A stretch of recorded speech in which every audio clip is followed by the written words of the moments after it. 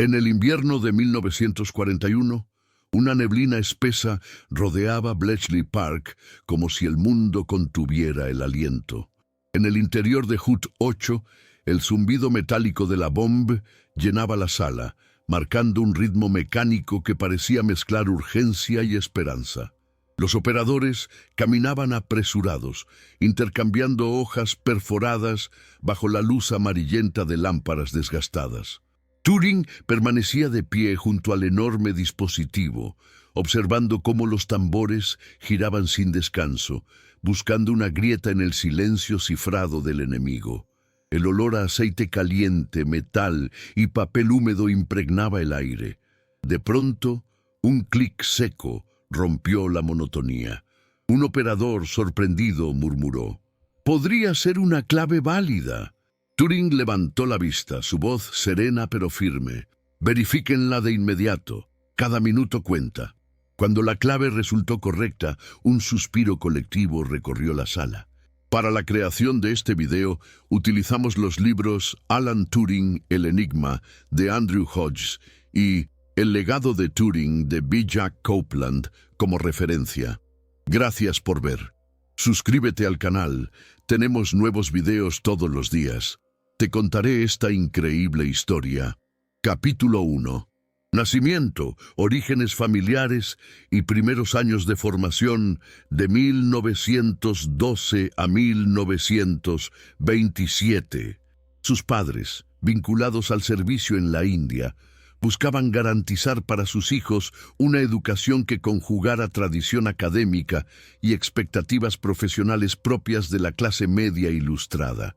Esa combinación moldeó un ambiente donde la disciplina convivía con un aprecio prudente por el aprendizaje, rasgo que marcó los primeros años del futuro matemático.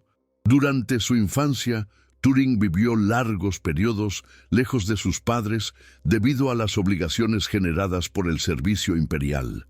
Esa circunstancia lo llevó a pasar temporadas con distintos tutores y familiares, experiencia que fortaleció en él una tendencia a la introspección y una curiosidad creciente por los fenómenos naturales. En esos años apareció un patrón constante, su inclinación por explorar preguntas que escapaban a los manuales infantiles. Le interesaban, por ejemplo, transformaciones químicas visibles, patrones numéricos sencillos y los movimientos regulares de objetos cotidianos. Esa inclinación temprana no provenía de un estímulo escolar, sino de una sensibilidad personal orientada a comprender el funcionamiento interno del mundo. Sus maestros solían describirlo como un alumno brillante, pero poco interesado en las convenciones sociales del aula. Esa combinación generaba dudas sobre su futuro académico, pues su talento para el razonamiento no siempre se ajustaba a los métodos pedagógicos rígidos que predominaban en instituciones británicas de la época. Sin embargo, esa tensión también lo impulsaba a buscar estrategias de estudio más autónomas, donde podía avanzar a su propio ritmo sin esperar a que el programa escolar lo guiara. Le fascinaban especialmente las demostraciones que exponían procesos invisibles mediante estructuras claras y concisas. Aunque no comprendía todos los conceptos, sí reconocía la diferencia entre una explicación superficial y un argumento lógico sólido. Ese descubrimiento lo motivó a practicar ejercicios que encontraba en textos no destinados a su edad, acercándolo a un tipo de pensamiento donde la deducción se convertía en herramienta para revelar orden en medio de la complejidad. No se trataba de un hábito sistemático, sino de una atracción espontánea hacia ideas que prometían alterar la visión convencional del mundo.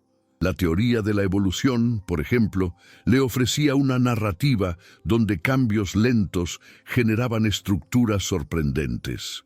Para un niño observador como él, esa perspectiva reforzaba la noción de que sistemas aparentemente dispersos podían formar patrones coherentes con el paso del tiempo.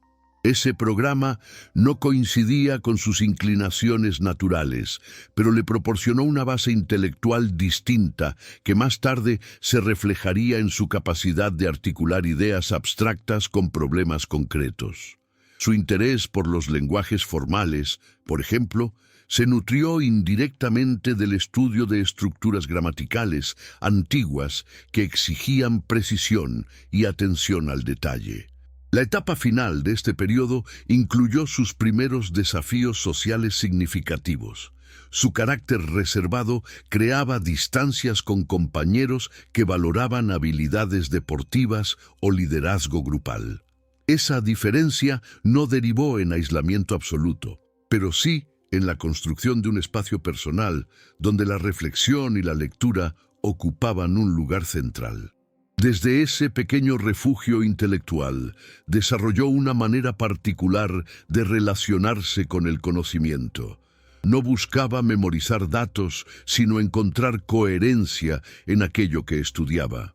La infancia de Turing no estuvo marcada por eventos espectaculares, sino por la formación silenciosa de un modo de pensar que, años más tarde, transformaría la manera en que la humanidad entiende los procesos lógicos y las máquinas capaces de procesarlos.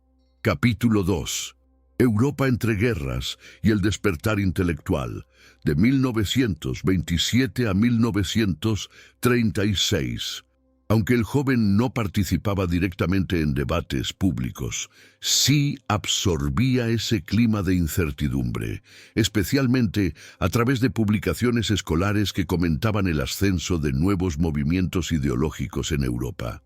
Esa atmósfera reforzaba en él la necesidad de buscar certezas en ámbitos donde la argumentación lógica ofrecía estabilidad frente a los cambios bruscos del panorama internacional.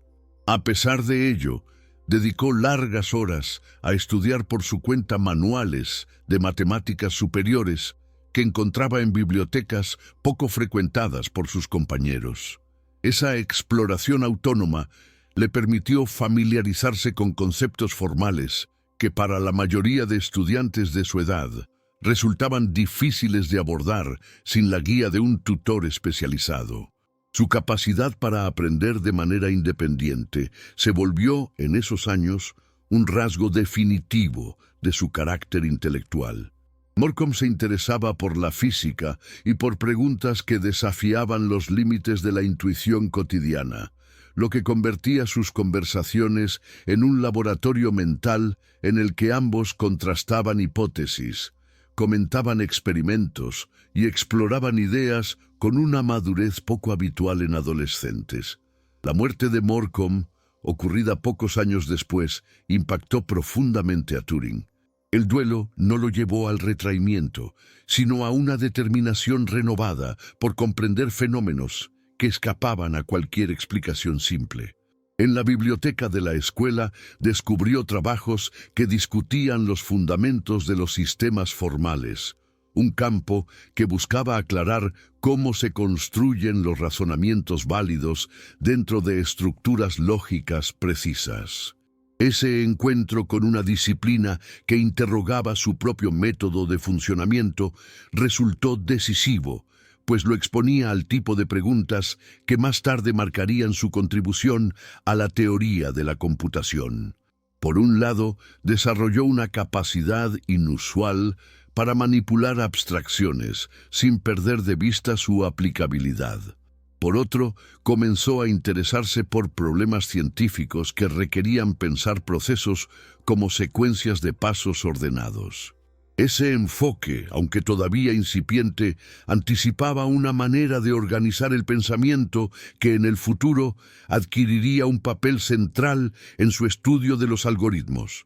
En ese ambiente encontró un conjunto de profesores y colegas que discutían teorías recientes en lógica matemática, análisis y mecánica cuántica.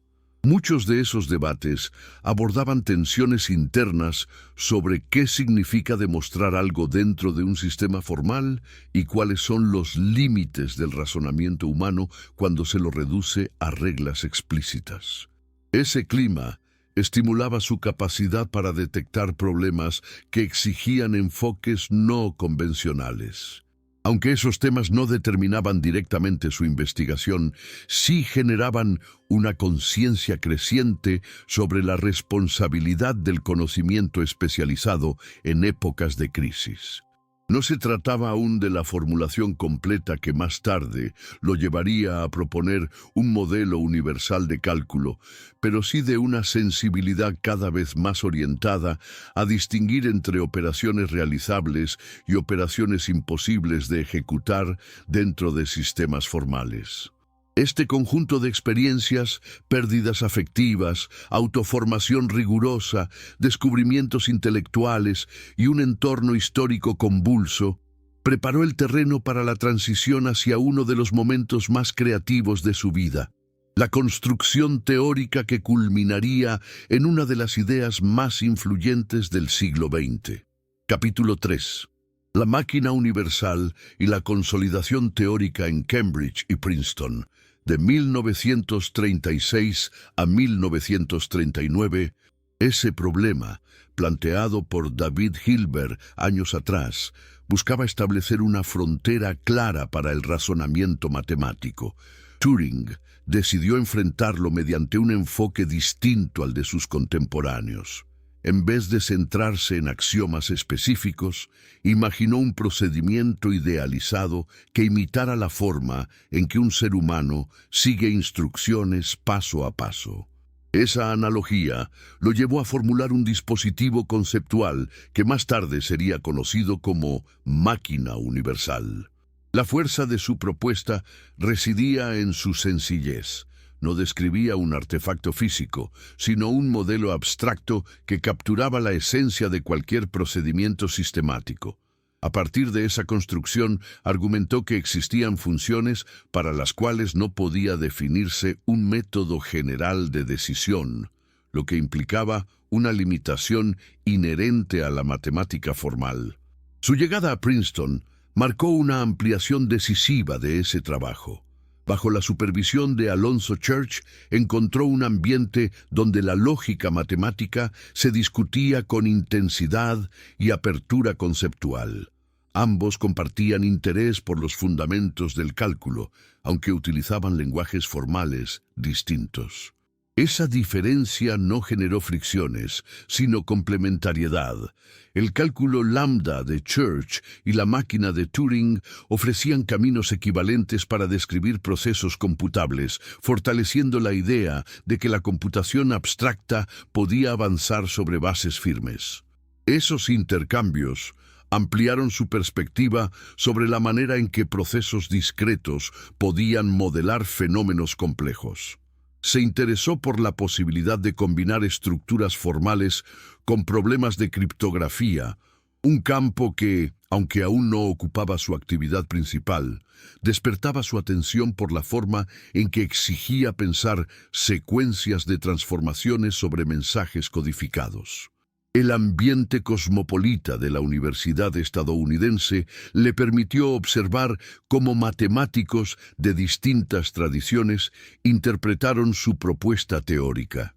Algunos valoraban su claridad metodológica, otros el potencial de su modelo para unificar conceptos dispersos.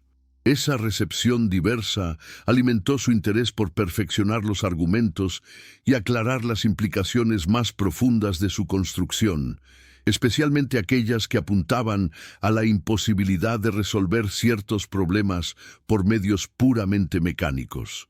Durante esta etapa, desarrolló un hábito intelectual riguroso, revisar la estructura interna de sus demostraciones con una disciplina que le permitía detectar debilidades lógicas antes de que se volvieran visibles para otros. Esa forma de trabajo contribuyó a consolidar su reputación como un pensador capaz de enfrentar problemas abstractos sin perder la capacidad de traducirlos en modelos claros y operativos. Esa libertad lo ayudó a profundizar en sus investigaciones sin las presiones que acompañaban a los académicos en sistemas más tradicionales. Al mismo tiempo, comenzó a interesarse por mecanismos electromecánicos que pudieran materializar ciertas ideas teóricas. Ese interés, aunque aún embrionario, apuntaba hacia la posibilidad de construir máquinas que no solo representaran procesos lógicos, sino que los ejecutaran físicamente. Su modelo universal no era simplemente una respuesta al problema planteado por Hilbert, sino una nueva manera de comprender la relación entre razonamiento, instrucción y cálculo. Esa claridad teórica sería esencial en los años siguientes, cuando la tensión política en Europa transformaría abruptamente las prioridades científicas y lo llevaría a un terreno donde sus ideas abstractas encontrarían una aplicación inesperada. Capítulo 4. Bletchley Park, la guerra secreta y el descifrado de Enigma, de 1939 a 1945. Bletchley Park reunía a matemáticos, lingüistas y especialistas en diversas áreas, cuyo objetivo era interpretar comunicaciones codificadas utilizadas por fuerzas enemigas.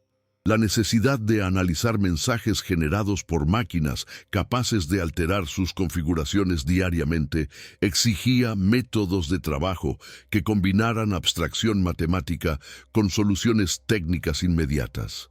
En ese contexto, Turing se distinguió por su capacidad para transformar preguntas teóricas en procedimientos operativos. Aunque existían aportes previos de criptólogos polacos, el uso extendido de nuevas variantes demandaba enfoques adicionales. Turing propuso un método que permitía deducir configuraciones probables mediante la identificación sistemática de patrones lógicos dentro de los mensajes interceptados. Para implementar ese razonamiento, diseñó junto con ingenieros especializados una máquina electromecánica que ejecutaba combinaciones posibles con una velocidad considerable para los estándares de la época. Ese instrumento constituía una herramienta decisiva para reducir el tiempo necesario en el análisis de claves. Las fuerzas navales enemigas adoptaban procedimientos de cifrado más estrictos que dificultaban la obtención de datos fiables. Turing se concentró entonces en mejorar la eficiencia de los procedimientos implementados en Bletchley Park. Ese esfuerzo implicaba dialogar con equipos que operaban bajo presiones constantes, pues cualquier retraso podía afectar la interpretación de movimientos estratégicos en zonas marítimas. Su habilidad para comunicar estructuras lógicas complejas en términos comprensibles para operadores técnicos fue esencial para acelerar el trabajo coordinado entre los distintos grupos. En paralelo, comenzó a explorar la posibilidad de aplicar principios matemáticos a comunicaciones que no seguían patrones regulares. Esos problemas exigían distinguir entre información útil y ruido, tarea que requería una intuición fina para identificar relaciones que a simple vista parecían aleatorias. El enfoque que desarrolló en este ámbito no dependía únicamente de cálculos exhaustivos, sino de una combinación de razonamiento probabilístico y análisis estructural que permitía descartar rápidamente hipótesis poco viables. Turing adoptó un estilo de trabajo que alternaba momentos de concentración silenciosa con intercambios breves y precisos con colegas que compartían inquietudes técnicas. Esa dinámica fomentó colaboraciones significativas con especialistas que aportaban perspectivas complementarias. La combinación de habilidades matemáticas y pericia ingenieril permitía crear dispositivos más rápidos y confiables, esenciales para anticipar movimientos militares en zonas cruciales. La capacidad de descifrar comunicaciones en lapsos reducidos permitía ajustar estrategias de convoyes y prever ataques inesperados. El trabajo de Turing en este sector se caracterizó por la adaptación constante de los métodos a nuevas configuraciones que surgían de cambios en protocolos enemigos. Ese proceso continuo de revisión y mejora reflejaba su inclinación por considerar cada problema como una oportunidad para refinar principios teóricos mediante soluciones prácticas. Las decisiones que derivaban del análisis criptográfico tenían consecuencias inmediatas en operaciones militares, lo que añadía un peso moral difícil de ignorar. Turing respondía a esa presión manteniendo un enfoque disciplinado que privilegiaba la claridad lógica por encima de la especulación. Ese método le permitía avanzar con precisión en un contexto donde cualquier interpretación incorrecta podía tener repercusiones amplias. El centro se transformó en un espacio donde los avances en matemática aplicada y en ingeniería electromecánica se integraban de manera orgánica. La participación de Turing en esa estructura no solo fortaleció los procesos existentes, sino que también abrió la posibilidad de visualizar máquinas capaces de realizar tareas complejas de forma autónoma. Esa visión germinó en los últimos meses de la guerra y apuntaba hacia la necesidad de desarrollar dispositivos que no dependieran exclusivamente de mecanismos fijos, sino de principios lógicos más flexibles. El cierre de esta etapa dejó a Turing en una posición singular. Había participado en uno de los esfuerzos técnicos más decisivos del siglo XX y al mismo tiempo había acumulado experiencia que superaba el ámbito criptográfico. Ahora contaba con una comprensión profunda de la relación entre lógica, mecánica y procesamiento de información. Esa comprensión sería el punto de partida para los proyectos que emprendería en los años inmediatos. Capítulo 5. Posguerra, el proyecto ACE y los inicios de la inteligencia artificial, de 1945 a 1948. El Departamento de Matemáticas del National Physical Laboratory le ofreció la oportunidad de diseñar una máquina electrónica capaz de ejecutar operaciones complejas con una autonomía que superara a los dispositivos utilizados durante la guerra. Ese proyecto, conocido como Automatic Computing Engine, representaba un paso hacia la construcción de sistemas que ya no dependían de mecanismos electromecánicos lentos, sino de circuitos electrónicos capaces de procesar información con una velocidad significativamente mayor. El diseño que Turing propuso para el ACE partía de principios derivados de su estudio teórico previo, pero adaptados a los requerimientos prácticos de un equipo de ingeniería real. Su plan incluía una memoria capaz de almacenar instrucciones y datos en un mismo espacio, característica que permitiría modificar programas sin alterar la estructura física del dispositivo. Esa idea, aunque compartida por otros investigadores de la época, adquiría en su propuesta una claridad metodológica que subrayaba la relación entre abstracción lógica y ejecución física. Colaboraba con ingenieros que buscaban equilibrar velocidad, estabilidad y capacidad de almacenamiento en un contexto donde las limitaciones materiales exigían soluciones creativas. Ese diálogo entre matemáticos y técnicos promovió avances que permitieron visualizar máquinas con una estructura modular adaptable a distintos tipos de cálculo. La progresión de sus ideas lo llevó a considerar preguntas sobre el comportamiento de sistemas capaces de modificar sus procesos internos en función de resultados previos. Ese tipo de reflexión, aún incipiente, anticipaba un interés por modelos que podían aprender o ajustarse mediante retroalimentación. Aunque no utilizaba el término inteligencia artificial, sí exploraba la posibilidad de que dispositivos suficientemente flexibles fueran capaces de ejecutar tareas asociadas al razonamiento humano, siempre y cuando se definieran reglas claras para guiar su operación. En paralelo, comenzó a redactar textos donde examinaba la relación entre máquinas y pensamiento desde una perspectiva filosófica. Su enfoque no consistía en atribuir capacidades humanas a artefactos electrónicos, sino en analizar qué significa pensar cuando el proceso puede describirse mediante operaciones lógicas. Para Turing, la cuestión central era determinar si la inteligencia podía entenderse como un conjunto de instrucciones suficientemente complejo, susceptible de ser implementado mediante dispositivos físicos. Ese análisis abría un campo que, años más tarde, se convertiría en una disciplina autónoma. Las dificultades institucionales del National Physical Laboratory limitaron la ejecución completa del ACE en esta etapa.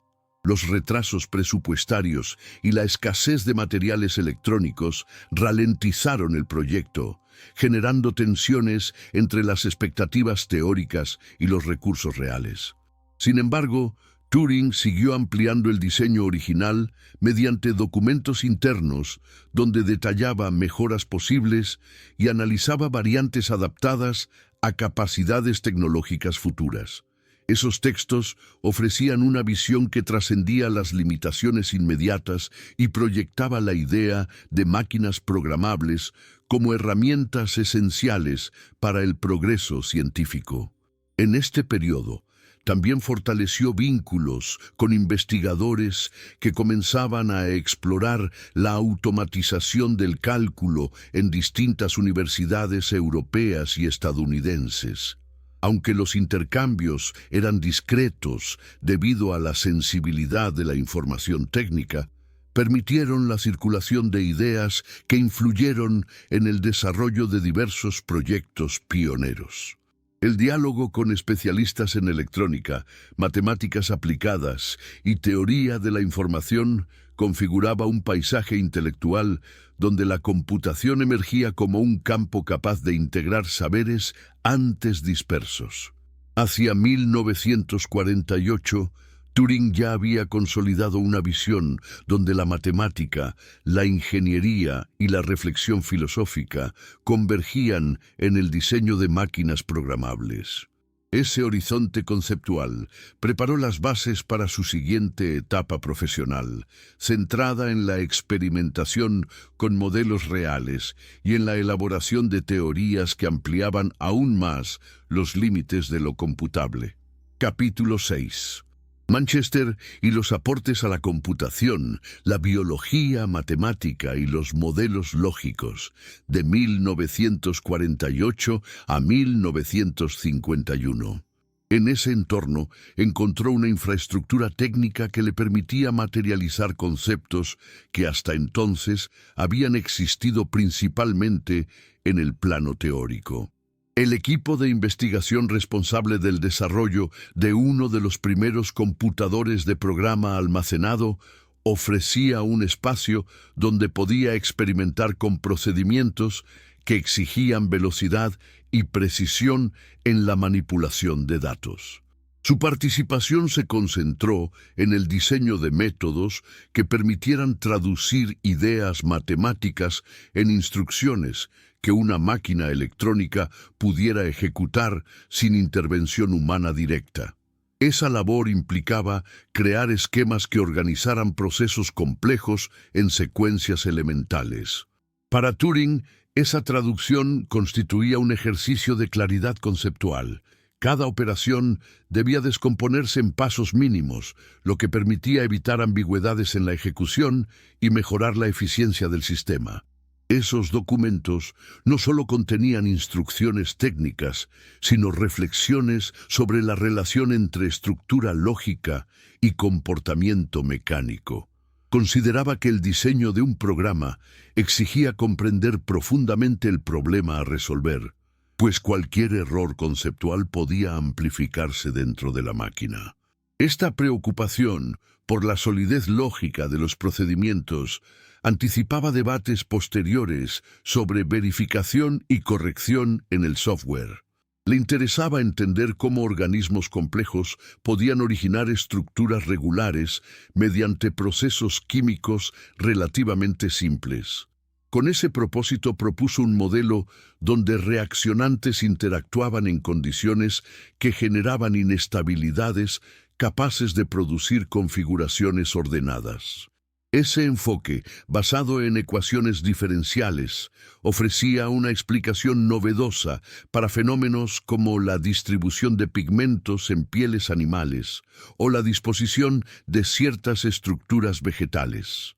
Para Turing, la diversidad de formas observables no requería explicar cada caso por separado. Bastaba con mostrar cómo ciertas reglas generales podían producir variaciones amplias a partir de condiciones iniciales distintas. Este trabajo representó un cambio notable respecto a sus esfuerzos previos, pues lo llevó a explorar procesos continuos después de haber dedicado años a analizar estructuras discretas. En este ámbito examinó cómo ciertos problemas podían resolverse mediante máquinas que simularan operaciones mentales complejas. Reflexionó sobre la posibilidad de construir dispositivos que evaluaran enunciados teniendo en cuenta criterios similares a los utilizados por seres humanos al razonar. Aunque sus análisis se concentraban en estructuras formales, introdujo consideraciones sobre cómo se podría distinguir entre respuestas mecánicas y respuestas que involucraran formas más flexibles de procesamiento. No buscaba reducir la inteligencia a un conjunto de instrucciones, pero sí analizaba cómo la capacidad para procesar símbolos bajo reglas claras podía constituir una forma legítima de comportamiento racional. Estas reflexiones contribuían a trazar límites entre operaciones que podían implementarse en máquinas y aquellas que exigían procesos más complejos, cuestión que en ese momento comenzaba a adquirir relevancia en círculos científicos. Ingenieros, matemáticos y físicos colaboraban en proyectos que buscaban optimizar tanto el diseño de hardware como la estructura de programas. Turing actuaba como un puente entre esos grupos, pues tenía la habilidad de comprender detalles técnicos sin perder de vista los principios teóricos que sustentaban cada proyecto. Hacia 1951, ya había consolidado aportes en áreas que parecían ajenas entre sí.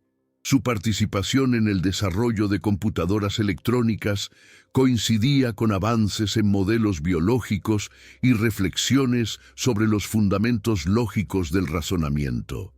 Esta combinación de intereses configuró una etapa particularmente creativa, en la que sus ideas adquirieron profundidad y diversidad dentro de un entorno académico que valoraba la experimentación rigurosa y el pensamiento abstracto.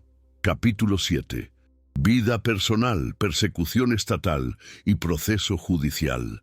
De 1951 a 1952. Su rutina incluía jornadas dedicadas a experimentos computacionales y sesiones de trabajo donde ajustaba modelos biológicos que continuaban evolucionando desde su propuesta inicial. Esa calma relativa contrastaba con un ambiente británico donde la vigilancia estatal se intensificaba, especialmente hacia personas cuya vida privada se consideraba incompatible con las normas legales vigentes. Su situación personal adquirió un carácter vulnerable cuando enfrentó un episodio que reveló la fragilidad de las libertades individuales en aquel momento. Tras un robo ocurrido en su casa, la investigación policial derivó en preguntas que excedían el caso material. Durante los interrogatorios, Turing reconoció aspectos de su vida íntima que, según la legislación británica de entonces, constituían un delito.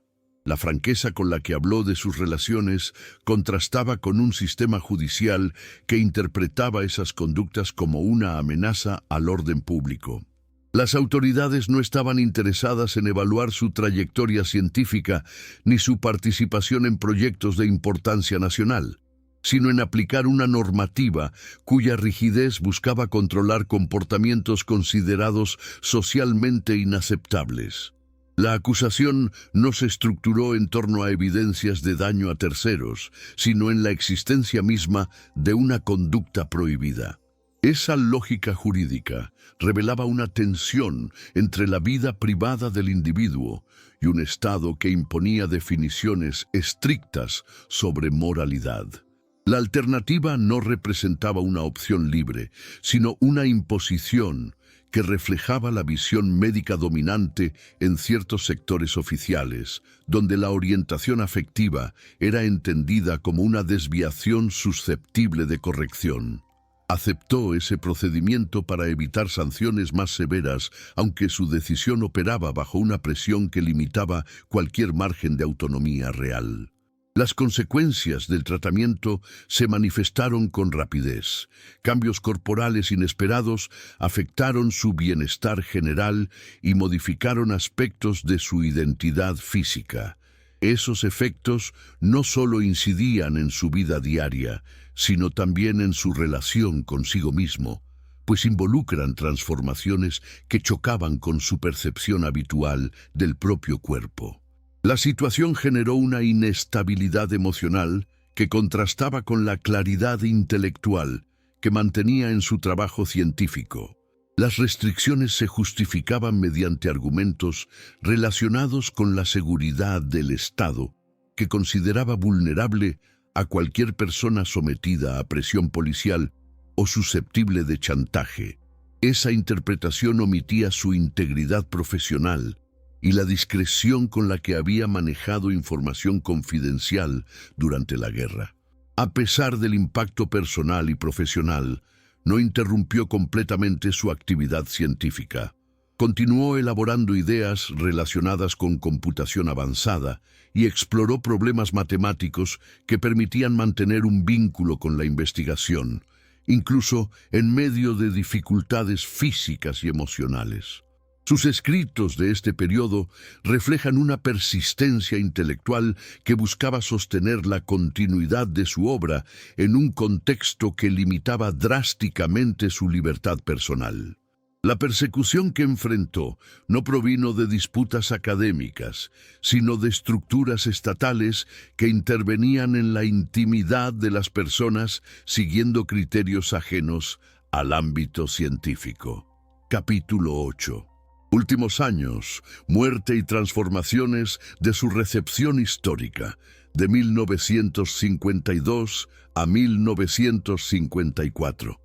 Su vida cotidiana se volvió más silenciosa, aunque mantenía hábitos intelectuales que lo acercaban a problemas científicos que seguían llamando su atención. Entre ellos, destacaban cuestiones relacionadas con el comportamiento de sistemas complejos y la posibilidad de construir programas capaces de ejecutar estrategias adaptativas. Esas inquietudes surgían en momentos en que la computación electrónica avanzaba con rapidez y comenzaba a transformar la manera en que la ciencia abordaba modelos de cálculo. Continuó afinando sus ecuaciones sobre formación de patrones y ampliando escenarios donde podrían aplicarse desde modelos químicos hasta procesos vinculados con distribuciones espaciales. Estas investigaciones ofrecían un marco donde fenómenos aparentemente irregulares podían comprenderse mediante dinámicas compatibles con leyes matemáticas bien definidas. Aunque su atención no se concentraba exclusivamente en estos temas, le proporcionaban un espacio intelectual donde podía trabajar sin depender de equipos o proyectos restringidos por regulaciones estatales. No pretendía reproducir facultades humanas de manera literal, sino examinar condiciones mínimas para que una máquina respondiera siguiendo criterios que sugirieran cierta autonomía operacional. En manuscritos y notas privadas, exploró escenarios donde dispositivos electrónicos podían aprender estructuras simples mediante ajustes internos. Estas reflexiones no estaban destinadas a publicaciones inmediatas, pero anticipaban un campo que más tarde adquiriría relevancia en debates sobre aprendizaje automático. Mantenía contactos selectivos con colegas que valoraban su pensamiento y que comprendían la dificultad del momento que atravesaba. Esa red limitada le permitió sostener un intercambio intelectual que, aunque menos frecuente que en etapas anteriores, continuaba alimentando su creatividad. Las conversaciones se centraban en cuestiones técnicas y en interpretaciones matemáticas que buscaban explicar fenómenos complejos mediante estructuras lógicas coherentes. Realizó pruebas con dispositivos eléctricos y sistemas domésticos que le permitían explorar comportamientos inesperados en circuitos simples. Estas actividades funcionaban como una vía para mantener activa su inclinación natural hacia la experimentación, aún fuera de ambientes universitarios. Si bien eran investigaciones pequeñas, evidenciaban su capacidad para encontrar preguntas incluso en herramientas cotidianas. Las investigaciones oficiales concluyeron que se trataba de un envenenamiento por cianuro, interpretado como acto voluntario. Sin embargo, posteriormente, surgieron lecturas que ampliaron el debate sobre las circunstancias del hecho, considerando tanto su perfil experimental como la existencia de sustancias peligrosas en su entorno doméstico. Este marco alimentó discusiones que ponían en cuestión la relación entre su actividad científica, su vida privada y el trato que había recibido de las autoridades. Con el paso del tiempo, la apertura de archivos militares permitió que historiadores de la ciencia reconstruyeran con mayor precisión la magnitud de su participación en el análisis de sistemas criptográficos. Ese redescubrimiento generó un interés creciente por su figura, tanto en ámbitos matemáticos como en espacios donde se discutía la evolución de la computación. En décadas posteriores, su pensamiento comenzó a ocupar un lugar central en investigaciones que analizaban los fundamentos de la informática, los límites de lo computable y las primeras ideas sobre inteligencia artificial. La publicación de documentos que antes habían permanecido clasificados ofreció una perspectiva más amplia sobre la versatilidad de sus métodos y sobre la forma en que articuló teorías abstractas con aplicaciones prácticas. Ese proceso ampliaba la comprensión de su legado al mostrar la continuidad entre su trabajo teórico, sus contribuciones en contextos bélicos y sus reflexiones sobre modelos naturales. Ese enfoque permitió situar su figura en un marco donde las tensiones entre investigación científica y restricciones sociales se volvían visibles. El análisis de su experiencia evidenciaba cómo estructuras legales podían afectar profundamente la vida de individuos dedicados a actividades creativas de alto nivel. En consecuencia, su nombre empezó a asociarse no solo con avances en computación, sino también con debates sobre derechos civiles y libertad individual. Surgieron iniciativas destinadas a reconocer la importancia de su trabajo y a reparar injusticias derivadas de normativas que ya no representaban los principios contemporáneos de igualdad y respeto. Este proceso de reevaluación histórica fue acompañado por estudios especializados que situaban su contribución dentro de transformaciones tecnológicas que dieron origen a la era digital. La historia de Alan Turing, reconstruida desde múltiples disciplinas, muestra cómo un pensamiento capaz de unir abstracción matemática, creatividad técnica y sensibilidad analítica puede influir de manera decisiva en el desarrollo de campos enteros del conocimiento. Su trayectoria, marcada por descubrimientos y conflictos, ofrece una ventana para comprender cómo ideas formuladas en condiciones adversas pueden adquirir un papel fundamental en la comprensión moderna del cálculo, la información y los procesos naturales. Bueno, hemos llegado al final de otro video. Si te gustó, suscríbete al canal y compártelo en redes sociales. Esto nos ayuda a mantenerlo activo. Aquí tienes otro video que quizás te guste. Nos vemos allí.